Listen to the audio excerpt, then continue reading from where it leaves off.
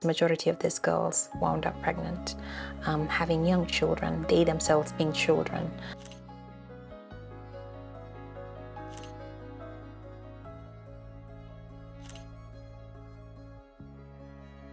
We saw that a lot of abuse, those that have the income power, we are using it to abuse these girls. A lot of girls became pregnant in the process.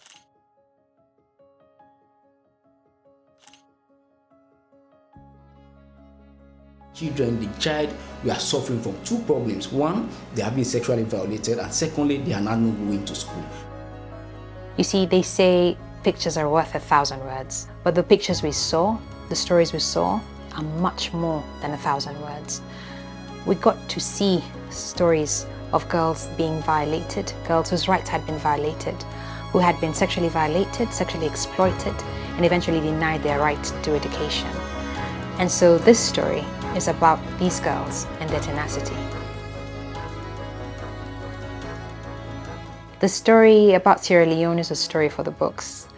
It's a story about girls, where girls get to win, where girls get their rights, where girls get to learn. This story is about WAVES, that's Women Against Violence in Society, Child Welfare Society in Sierra Leone, and Equality Now, coming together to amplify the voices of these girls, to get them to fight for their rights, to win their rights, and to let these girls learn.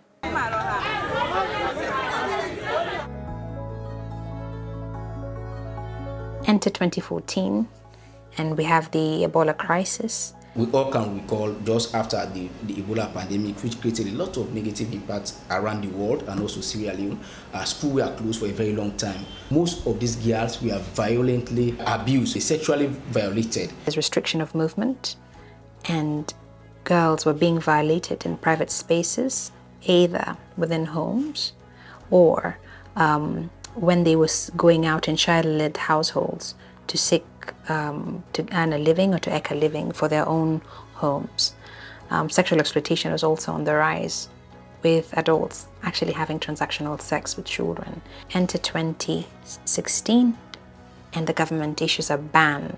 Government can now come with a policy clearly outlining that visibly pregnant girls should not attend mainstream education. Banning visibly pregnant girls from accessing education, whilst everybody was actually going back to society and back to work after the closure of space and restriction of movement following the Ebola crisis. So automatically their rights were being violated, given the fact that they were sexually abused, and at the end of the day they got pregnant. Government, it's a policy statement, the Minister of Education said that girls who are pregnant will not take part in the exam. And even for the Beke, girls who are pregnant will not take the public exam. And that, to me, is a double jeopardy. The child, we are suffering from two problems. One, they have been sexually violated, and secondly, they are not going to school. Before 2014, the right to education was still a challenge in the context of Sierra Leone. Coming from the context of war, sexual violence was still at an all-time high, and pregnant schoolgirls was unfortunately the hallmark of this violation. We saw it as a violation of the right of the girl to education. We saw that as a discriminatory statement made by the government, not protecting these girls. We tried to plead with the government to say, please consider these girls to take their exam. They said no, because they should not go in the mainstream exam hall to take the exam because they will influence other girls to become pregnant. And so girls were being denied their rights to go to school. Some of the girls that we spoke to and engaged with had been raped, some had been violated within the home setup, as we have said, and some indeed had gone out because they had children-led households to fend for their families and now could no longer go back to school. And the situation was quite dire. Everybody was looking at how we should mitigate these issues. And we were really concerned at WAVES to say, what can we do to make sure that, we turn the policy over, turn it down for government to see reason for these girls to be accepted in school and for them to take their exams. In fact, what they were saying that they will create another subset of classrooms for these girls to go, or maybe a separate entity for girls who are pregnant to go.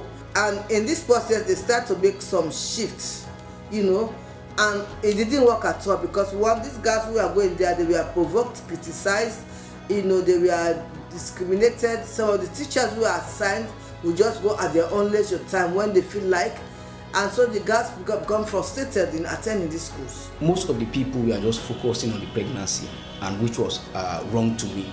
It's not just about the pregnancy, but let's give attention to how the pregnancy came about.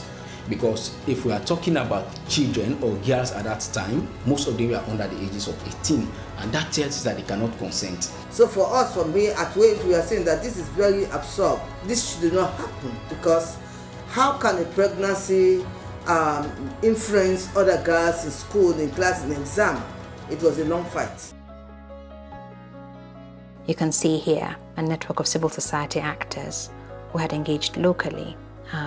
An entire network, really. I recognize a few names and faces who had engaged with various government ministries to try and get the government to lift the ban, but to no avail. I would wish to single out Waves, specifically Hannah and Basu here, who actually got some girls to go to school through getting uniforms for these girls that were bigger than these particular girls, and got them to wear them so that the girls could go to school despite being pregnant.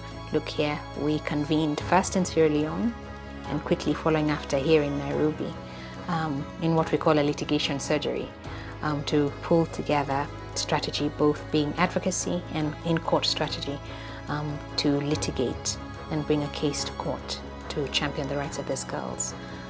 Critical to that, as you can see here, was a collection of the survivor voices, the collection of voices of the young girls, so that their voices could be heard loud and clear in the courtroom. Because of those who are children, they were kids below the ages of 18 as ascribed by the Child Rights Act, they cannot consent. So each and every activity anyone has to do with them sexually is a violation of their rights. You have to look at also the laws and policies, both national and internationally, that have been giving more attention to education. For instance, if you look at the Maputo Protocol, it gives special attention to education. You talk about the Convention on the Elimination of All Forms of Discrimination Against Women, right from Article 2, 5, 6, and 10, also give credence to education of the girl child. You look at the Universal Declaration of Human Rights. All these documents are very important and integral, and we are party to those documents. So there is no way we have to swim against the tide of these laws, because it clearly outlined that education is not only key, but it's of right. And locally also we have our constitution, which is 1991 Constitution, Act number 6 of 1991, which is very important. It happens to be the highest in terms of law in Sierra Leone. So that was why we saw that particular policy banning all visibly pregnant girls from attending mainstream as a discrimination and a violation to the rights of the girl child. So for that, as an advocacy organization, we have no option but to litigate against the government. And here we are in the courtroom, litigating the matter, presenting it before the ECOWAS Court of Justice. Before the second hearing of the court, which I attended, by the look of all things, I saw the victory at play. And finally, here we are, the day we had the grand announcement that the girls had won, that the girls finally had their right back to access education. Indeed, girls were ready to learn, and girls were now allowed to learn. The girls, their voices were heard. So the girls won the case. For me, that was a big jubilation in my heart.